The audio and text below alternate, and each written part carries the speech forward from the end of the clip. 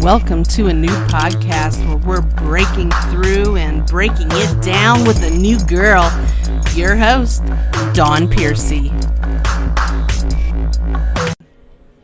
Welcome to a new podcast. My name is Dawn Piercy, and I am your host, and I am delighted to bring you the one and only Monday Michiru.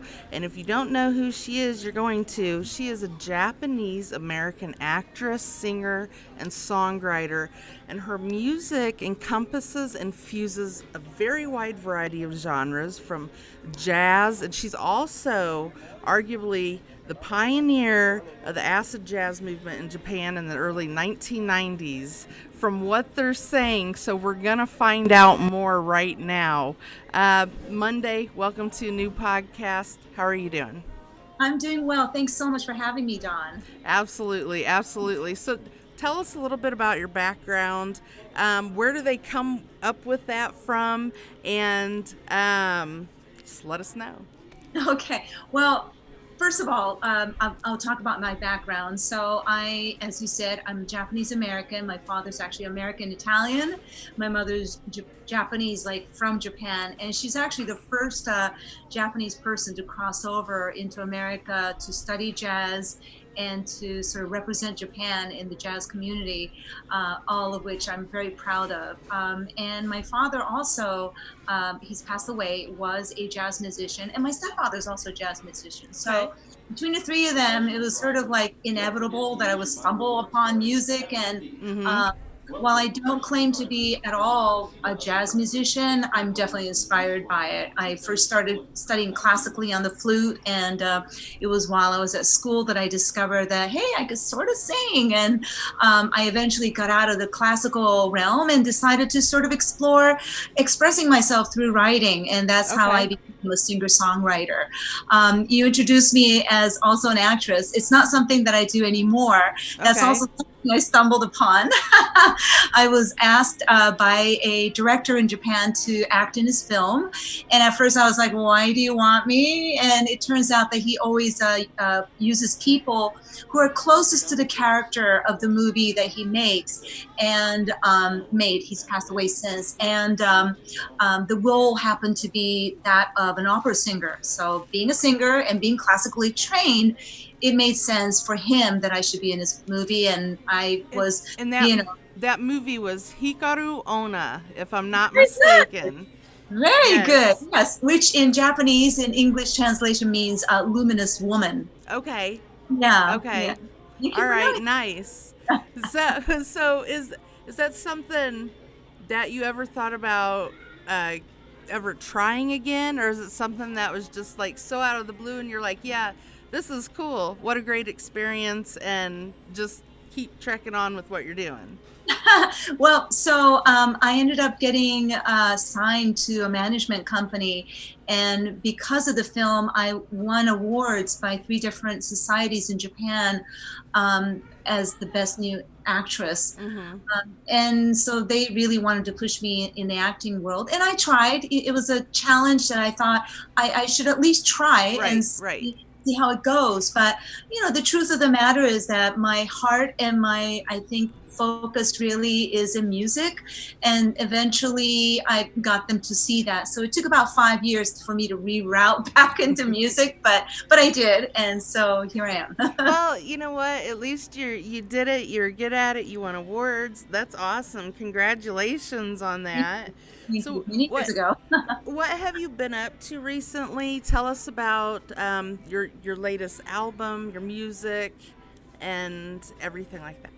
Okay, so I started recording as for myself as a soloist around in 1991. I've been involved in other people's albums before that, either writing music for them or as appearing as a singer or whatnot. But that was my first album, and since then, on an annual basis, I've been able to release albums or EPs or something. So my last album is actually already 2 years old, but it was a passion project for me. In the beginning, when I started, I was doing a lot more of what was sort of catching my fancy, whether it's something that was trending and I thought would be interesting for me to explore, or or whatnot. And a lot of it was very produced, meaning there's a lot of sound, a lot of programming, a lot of instruments and stuff like that, which is all great. And I really Right. enjoy doing that. And many of that I produced myself. But since probably around 1997 or 8 or so, I started doing a lot of duet projects, performing in front of people doing duets. And once in a Okay. while, I would record in that format. And I really enjoy it because it's a vulnerability that unless you have some confidence in what you're doing, you could really falter or succeed at. Right. Right. And it's also a communication you have with the musician and with the audience that's unlike anything else. And I liked it. And as a songwriter, it was sort of my calling to continue doing that off and on. So the last album, it's entitled Naked Breath 2. So it's the Mm-hmm. second of the series, and it's with a guitarist and just myself. Okay, and tell us a little bit about the Storytellers Workshop in New York City, Monday. Not New York Story. I started saying New York City, and Story came out. Tell us Yeah. a story. You know you want to. New York I can tell City. lots of Okay, stories. go. I will tell you about the Storytellers Workshop in New York City. Yes. So probably, well, actually, since I moved back to America, which is in year 2000, people have been saying, well, why don't you, maybe think about teaching? In New York, you have great singers, you have a lot of great composers, great teachers. And I just felt that I really couldn't add to the community that's already laden with great people who can do that. Mm-hmm.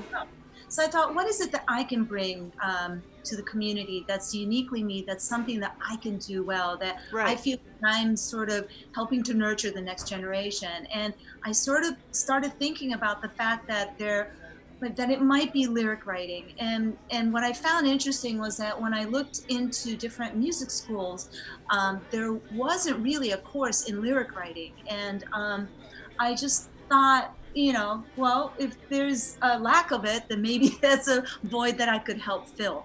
So I Right. actually only started this year. I started this summer. I'm on session 2, the fall session, which just finished yesterday. We're going to have a showcase with the participants in a couple of Okay. weeks. Yeah, and it's something I really enjoy. I love being able to give to my community. Mm-hmm. Um, I think it's important for people who have knowledge to be able to pass that on or Right. to share what they've learned. And really through a lot of mistakes. I've done a lot of mistakes. So, you know, Well, you know what? If we learn from them, that's what counts, right? absolutely, absolutely. It's sometimes the best teacher, actually. I know, right? And Yeah. tell us what it was like for you growing up, being born in Tokyo, Japan, and being raised in the U.S. and kind of going back and forth. Was that hard on you growing up, or was it something that you enjoyed? Tell us a little bit about that. Okay. So when you're growing up in two different cultures, especially when you're quite young, I think sometimes it can be difficult to know where your identity lies. Right, right. Yeah, it's for some reason there's a feeling like you have to be of one identity. So I would tilt her back and forth between I'm Japanese, and then when I would think I'm Japanese, like no, I'm not. I'm American, maybe I'm not. So there was a lot of confusion, I will admit, and a bit of an identity crisis for a while. And it was sometime in my 20s that. Probably around the time that I got the movie, which was in my early 20s, and I moved back Uh-huh. to do that and then to follow on with my career there, that I was able to sort of regain the Japanese part that I had lost because I lived there in my youth, like way in my youth, like between ages 3 and 7. And I think that allowed me to accept, okay, you know what? This part of me is Japanese, but this part of me is American. And gee, why do we have to identify ourselves as this or that? And then I started to become more of different things that we all are, like for Right. me, I'm a woman, I'm a passionate person. I love to travel. I love this food. Suddenly the identity stops less being about what culture or cultures you're from. Mm-hmm. There's so many other things that help to identify you. So once I started to realize that, and also started to realize that sometimes it's not about the divide of you're this and I'm that, it's about we are this. that's when I started to sort of feel my identity a lot more. Yeah. Yeah. Yeah. Okay. Well, thank you for sharing that because, I my I have I guess you could say, a mixed background myself, and kind of Where went through is that, that? and I kind of found myself through, family history and genealogy, and then I got a DNA test done. So I mean, it was kind of, oh, an oh type of moment for me when I found out, and I was like, okay, well that makes sense now. It helps to So put the pieces together, it definitely. Yeah. does. I Yeah. feel Especially, like when you know where you come from, yeah. and you know that there's heritage, and you Yeah. know that there's culture, you can celebrate all of it. It doesn't have to be one or another. You celebrate yourself. Yeah. You celebrate Absolutely. yourself as an individual being, not as a label. And I think that's a great start, right? Yeah. Yeah. Absolutely. Right. Absolutely. Exactly. We're not a label. Right. And then you can enjoy your cultures. Your cultures. You don't have to just be picky and choosy. Absolutely. And Right. also, we change as we grow older. It's part of the development of the identity. So Right. yeah. So tell us a little bit about, aside from the Storytellers Workshop in New York City, do you have anything else coming up? Do you have any music that you've been working on that you can fill us in on? Well, I'm always, dreaming about I'm going to do this, I'm going to do that, and if you were to see the floor around me, it's like filled with music and lyrics because I decided I need to sort of sort it all out to sort of figure things out. So I'm always working on new music, and it was actually just this afternoon I started work on something. I was like, "Ooh, I started lyrics, and where is it?" And then I realized I've got to like organize the stuff. So right now, to be honest, I'm sort of at a stage of regrouping. I've got a bunch of new tunes that I've written in the past year and a half or so that I haven't recorded yet, and I'm talking to different people about possibilities. So it's Right. at this stage of sowing the seeds and seeing what's going to grow. Yeah, so I'm there right now. Nice. Nice. Yeah. Now, when you first started in, getting into the instrumentals as a child, what was your favorite go-to, and was it something that took a lot of practice, or was it something that you just picked it up and You mean in terms of the instrument itself, yeah, or? right. So I think I gravitated really easily to the wind instruments. I tried when I was little to do the piano, but it just really didn't take with me for some reason. But as soon as, they stuck like anything, like a harmonica, a recorder, a flute, it was like a brrr, I was able to really catch it quickly. So that seemed to be what was the natural instrument for me. And Mhm. to this day, I still play the flute. It's something that I'm ashamed to say I don't practice enough on, if at all. But somehow it's one of those things that it's like the bicycle that you never forget how to ride. I just have a certain balance and feeling with it. So yeah, I guess that's my instrument maybe. Okay. Yeah. Okay. Nice. So now, with going back from jazz to pop to all the different types of music, have you ever intermixed them together? Yeah, actually, that's all what I'm about.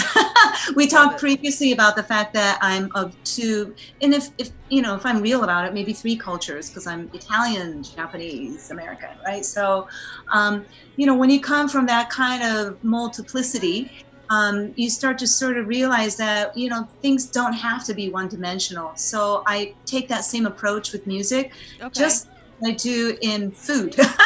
So you will often see on my table something perhaps Mexican and Japanese and Italian all at once. Right. Right. And I just think that it's all about a balance, and if it's going to work together, then why not? And so I have a sense of no taboos on mixing things together.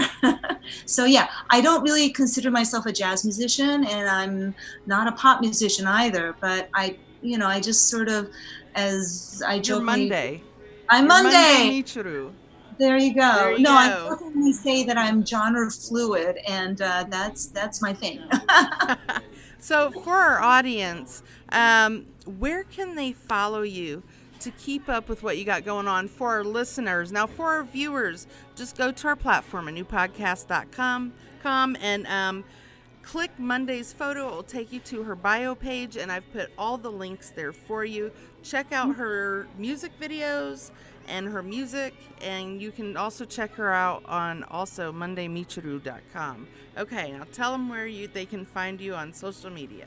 Okay, so you can find me on my own website, www.mondaymichiru.com, and you can find me on Facebook. I'm under my own Monday Michiru Music, as well as the workshop, the Storytellers Workshop NYC. I'm on Instagram as well, which is sort of more personal stuff that is like, ooh, this is a beautiful view, or whatever. I'm eating this today, so. Oh, for if you had, I want to ask, if you had one thing that you wanted to say to the world on who has been the most inspirational to you, your biggest inspiration that you can share with us, what would it be? I would have to, of course, say my mother. She's definitely my biggest inspiration, and I don't say that just because like, oh, I love my mom. I do. I love my mother, of course, but she is a force. She's almost 90 years old in a couple of weeks. She still performs to this day. She still talks about, oh, I got a wood shed. Oh, I'm going to be making an album, and oh yeah, I got booked for this day, and and oh yeah, I've got to re sort of analyze these tunes because I haven't done them before. She's always pushing herself to to not just continue the legacy of the works that she's done, but to push on and not be afraid to do new things and to Right. try stuff out, and all while understanding where she's coming from and who she is, and unapologetically. And she's amazing. She really, really is amazing. I don't think I've ever met anyone like her, man or woman. And yeah, she's by far my biggest inspiration. Nice. Well, Yeah. I want to thank you for being a new guest. It's been great having you on. Thank you so much. And like I said, for our audience, be sure to check out Monday's music, visit her website, and watch her latest video. I've put it there on her bio page. And if you like this episode, be sure to click like, share, comment, so we know what you're thinking, and subscribe to keep up with all new guests. And if you feel fit to buy me a cup of coffee once a month for bringing you these episodes, you can do so at our anchor.fm platform under a new podcast. Until next time, this is Dawn Piercy and Monday Michiru signing off. Thank you so Keep much. it real. Thanks. Here.